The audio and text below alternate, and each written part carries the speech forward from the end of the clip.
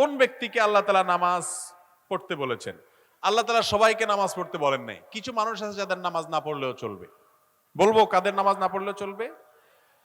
যার মস্তিষ্ক বিকৃত হয়ে গেছে, বেচারা মাথা ঠিক নাই, ডাইরেক্ট হয়ে গেছে, অসুস্থ হয়ে গেছে, পাগল হয়ে গেছে, দীর্ঘদিন সে পাগল অবস্থায় আছে, সেন্স নাই, হুঁশ দিস নাই, পাগলামি করে, পাগল হয়ে গেছে, বিকৃত মস্তিষ্ক হয়ে গেছে, এই লোকের নামাজ মাফ। আপনাদের মধ্যে যারা এরকম আছেন তাদের নামাজ না পড়লেও চলবে।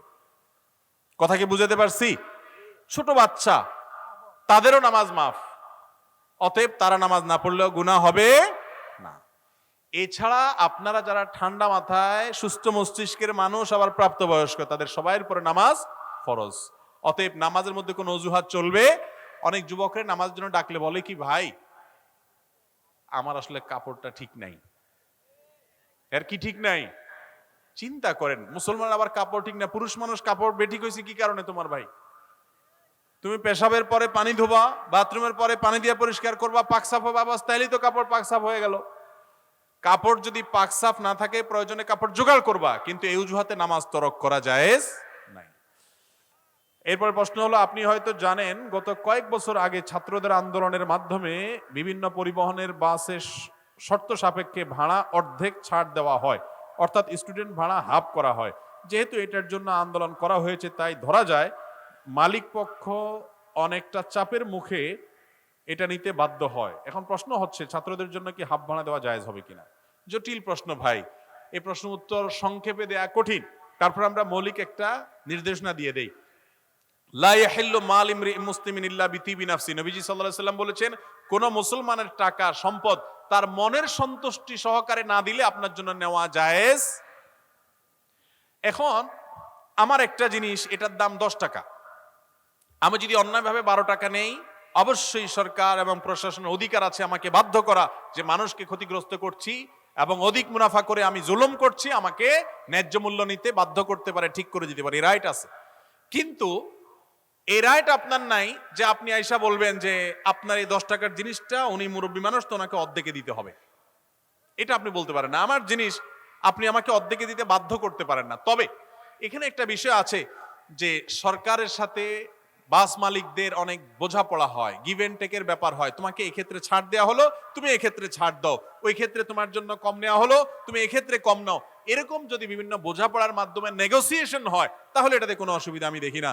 আর যদি সেটি না হয়, তাহলে সেক্ষেত্রে আইন করে বা জোরপূর্বক আমার জিনিস, দেখেন ইসলাম কত সুন্দর, আমার জিনিসটার মালিক আমি, পৃথিবীর কোনো কারোর ক্ষমতা নাই এই জিনিসটা আমাকে বাধ্য করবে যে আরেকজন্য তুমি দিয়ে দাও, বা অর্ধেক মূল্যে দিয়ে দাও, বা কম দামে দিয়ে দাও, ফ্রি দিয়ে দাও। এটা কেউ বলতে পারে না। এমনকি বাপ সন্তানকে, সন্তান বাপকে বাধ্য করতে পারে না। এই পরিমাণ স্বাধীনতা মানুষের সম্পদের মধ্যে ইসলাম দিয়েছে। কত সুন্দর ইসলাম বলেন। আপনি স্ত্রী, স্বামী আপনাকে বাধ্য করার অধিকার না যে তোমার টাকা এখানে খরচ করো, অমুককে দাও। কোন স্ত্রী তার টাকা তার বাপকে, তার ভাইকে দিতে চাচ্ছে, স্বামীর কোনো অধিকার নেই নাক গলানো যে তুমি দিতে পারবে না। একই কথা স্ত্রীর বেলা, স্বামীর বেলা প্রযোজ্য, অন্যদের বেলা প্রযোজ্য। কত সুন্দর ইসলাম, মানুষকে কি পরিমাণ তার সম্পদের মালিকানা এবং স্বাধীনতা ইসলাম দিয়েছে। অতএব এই ব্যাপারে যথেষ্ট দায়িত্বশীল হতে হবে। অনেকে আছে যে দেখা যায় পুলিশ অফিসার, বড় কোনো পদস্থ কর্মকর্তার সাথে তার হটলাইন আছে, তারা নিয়ে আসছে ছোট্ট একটা কাজের জন্য। তো ধরেন কথার কথা একজন এসপি সাহেব এসে যদি একটা জায়গায় বলে যে ভাই ওনার থেকে কম দেন বা ওনার বিনা পয়সা করে দেন, বেচারা বাধ্য হইয়াও করে দিবে। তো এরকম বাধ্য হইয়া আরেকজনের প্রেসার দিয়া যদি আপনি সুবিধা নেন, সেটা জায়েজ হবে না। এরপর প্রশ্ন হলো, আমি পিতা মাতাকে কষ্ট দিতে চাই না, আমার ভালো কথাটা পিতা মাতার বিপরীত বুঝে পিতা মাতা কষ্ট পায়, তাহলে করণীয় কি? আপনি ঠিক বলছেন, আপনি কোনো বেয়াদবি করেন নাই, তারপরও তারা ভুল বুঝছে, এরকম যদি হয় আপনার কোনো অসুবিধা হবে না। তবে আপনি তাদের সাথে বেয়াদবি করেন না, এটা নিশ্চিত হতে হবে। আপনি যদি উচ্চবাচ্য করে ভালো কথাও বলেন, তাহলে অন্যায়।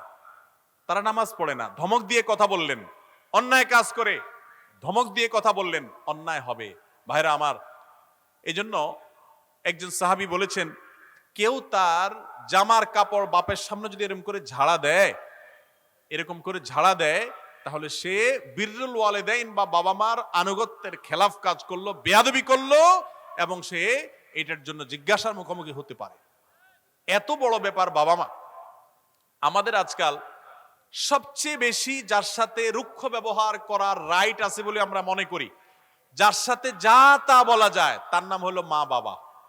তার নাম হলো কি? সব জায়গায় বিড়ালের মতো, শুধু মায়ের কাছে আসলে ঝাড়ি, বাবার কাছে আসলে ঝাড়ি। অতএব এগুলো করা যাবে না। আল্লাহ আমাদের বুঝার তৌফিক দান করুন। বেদাতকারী কি আজীবন জাহান্নামে থাকবে? উত্তর হলো না। সাধারণ আমলগত বেদাত যদি হয়, এই বেদাতকারী ব্যক্তি আজীবন জাহান্নামে যাবে না। তবে বেদাত এটা গোমরাহি, পথভ্রষ্টতা, আর পথভ্রষ্টতার ঠিকানা কোথায়? জাহান্নাম। অতএব সেই জাহান্নামের ভয়ে বেদাত থেকে বেঁচে থাকতে হবে। কিন্তু এর মানে এই না যে বেদাত করার কারণে কেউ জাহান্নামে গেলে চিরকাল জাহান্নামে থাকবে, তা মোটেও সঠিক নয়। বরং বেদাত যদি আকীদাগত বেদাত হয়, ঈমান নষ্ট হয়, কুফরি হয়, বড় শিরক হয়, বড় কুফরি হয়, তাহলে সেক্ষেত্রে সে চিরকাল জাহান্নামে যাবে।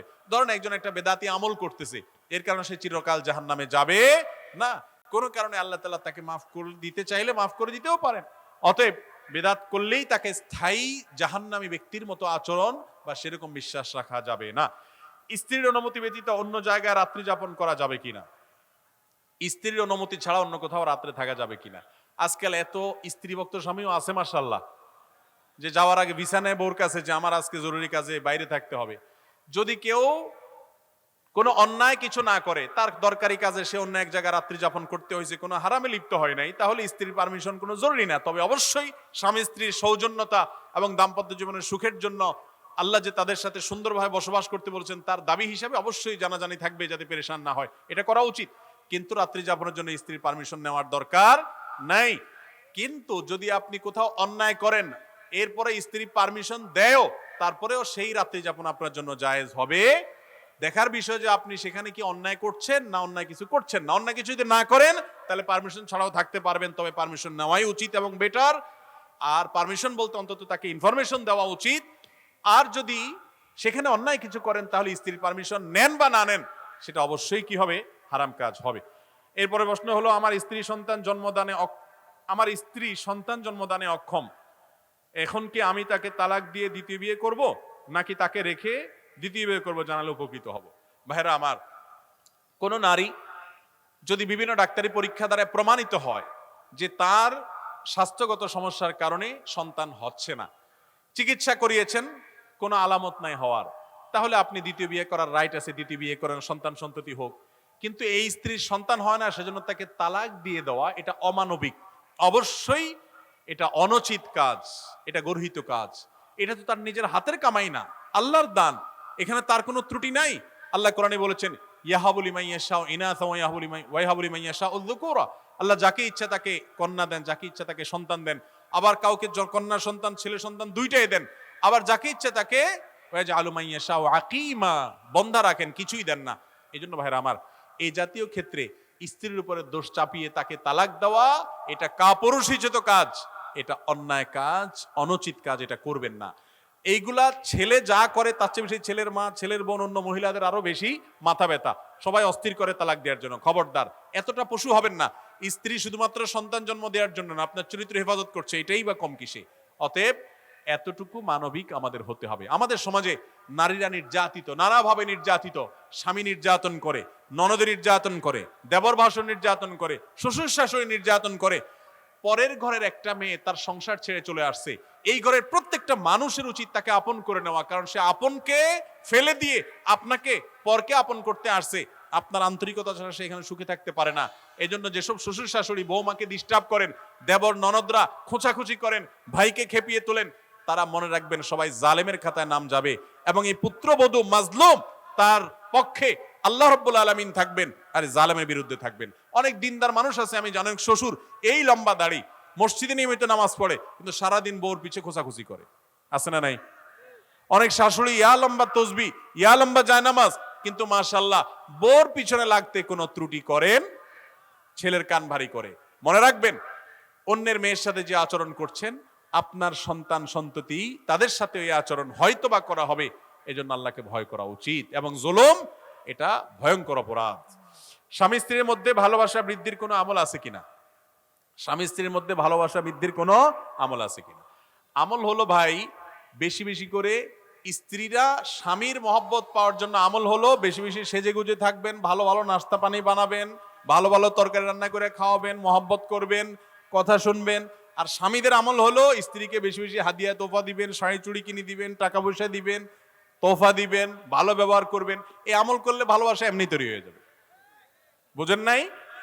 দুনিয়ার উল্টাপাল্টা করবেন আর আমার কাছে আমল চাইবেন যে একটা দোয়া পড়ে দিলে ওইটা একেবারে কারিশমার মতো কাজ হইয়া স্ত্রী আপনার বাধ্যগত হয়ে যাবে।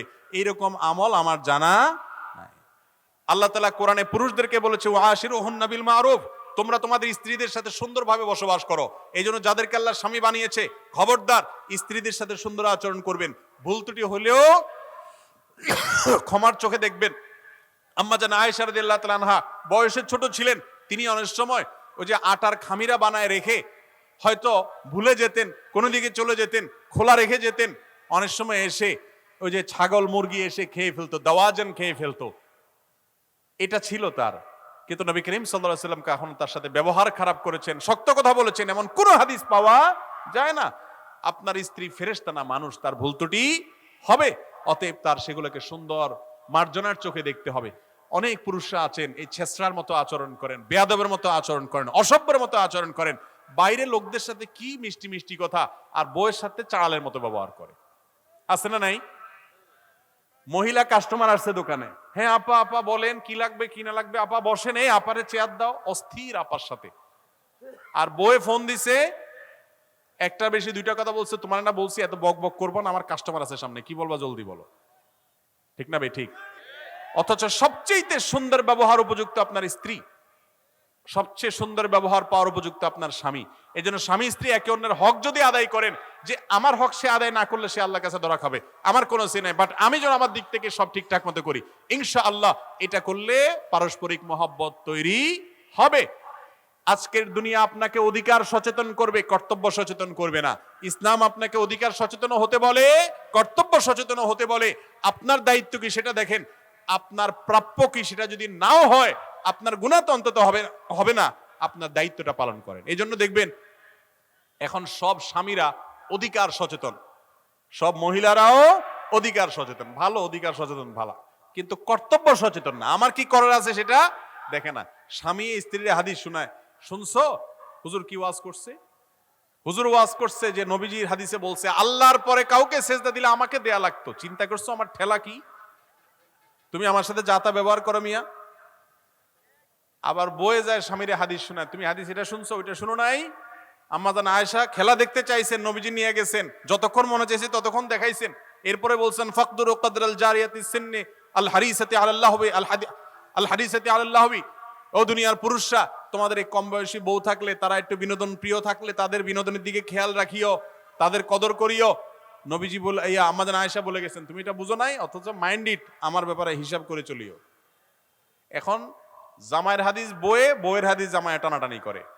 উচিত ছিল যারটা সে দেখা। আল্লাহ তাআলা আমাদের সবাইকে দাম্পত্য জীবনে সুখী হওয়ার মতো আমল করার তৌফিক দান করুন। আপনি আপনার দায়িত্ব ঠিক মতো পালন করবেন, ভালোবাসা পাওয়ার চেষ্টা করবেন। স্বামী স্ত্রীর মধ্যকার ভালোবাসা যত ভালো হবে, তাদের তাকওয়া তত প্রগাঢ় হবে। পরকীয়া নামক অভিশাপ সমাজ থেকে দূর হবে। পরকীয়া কখন হয়? যখন স্বামী স্ত্রীর মধ্যে সম্পর্ক খারাপ থাকে।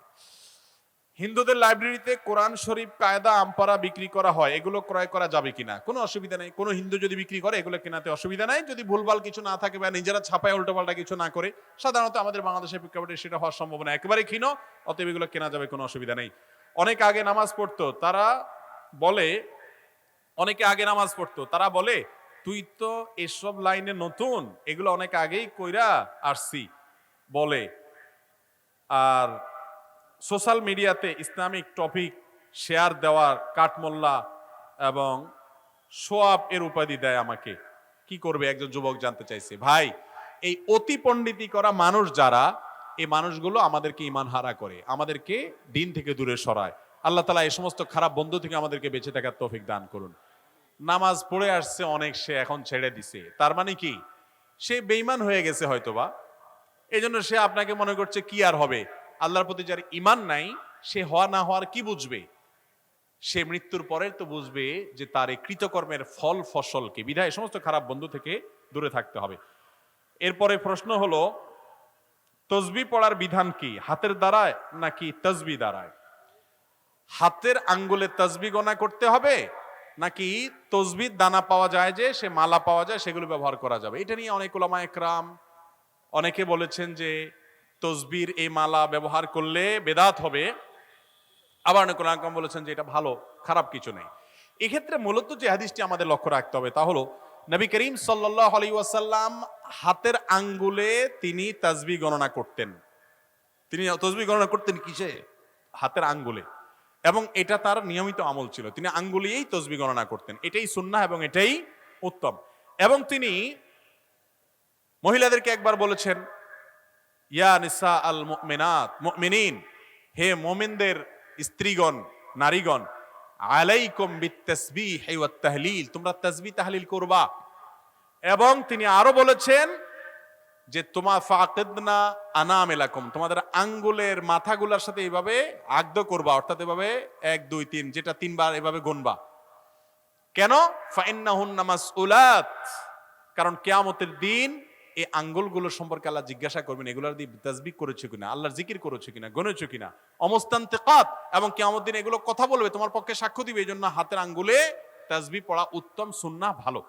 তবে উম্মুল মুমিনিনদের কেউ কেউ এবং সাহাবীদের আরো কেউ কেউ বিভিন্ন বিচি, খেজুরের বিচি বা এটা সেটা, এগুলা দিয়ে তারা তাসবিহ গণনা করেছেন। নবী করিম সাল্লাল্লাহু আলাইহি ওয়াসাল্লাম দেখেছেন, তাদেরকে নিষেধ করেন নাই।